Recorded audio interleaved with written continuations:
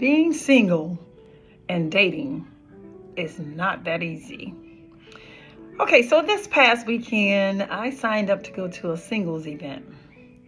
And it was a singles event between the ages of 40 and 50.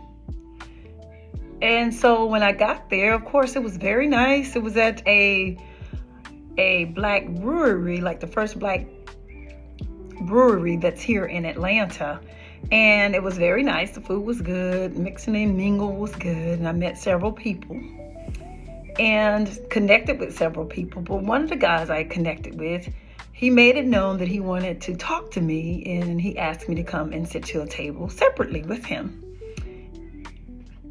And of course I did. And then he asked some said questions. How serious you are? Do you really want to date? And I answered those questions, yes. And then so my question is, because he looked fairly young. Now, I think I don't look 59, but then I don't look, 39 either. So I asked him how old he was, and he said he was 42. And I said, did you know I'm 59? So he proceeded to say, well, age ain't nothing but a number, blah, blah, blah. And I'm like, no, not for me. I don't want to date anyone that young. But he was insistent that we exchanged numbers and that we dated. Of course, I left out there not dating. And we exchanged numbers before I found out his age. So I guess I did that backwards.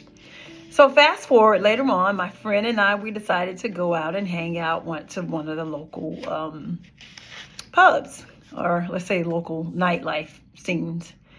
And I'm dancing, and I met a guy while dancing. And we exchanged numbers there. So I'm like, okay, we probably should have just did this instead.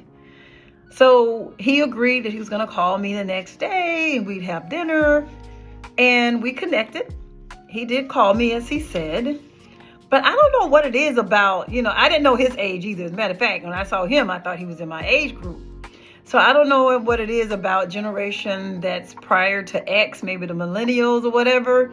But when he texted me first, and that's okay. I'm okay with texting as long as it's not just straight texting, right? Because I'm Generation X. So anyway, he asked if he could FaceTime me. And I'm like, whoa, FaceTime me? Like the first time you talked to me on the phone? Like, nah. And I guess that's maybe what the millennials do, or the generation behind the millennials, Gen Z, maybe that's what they do.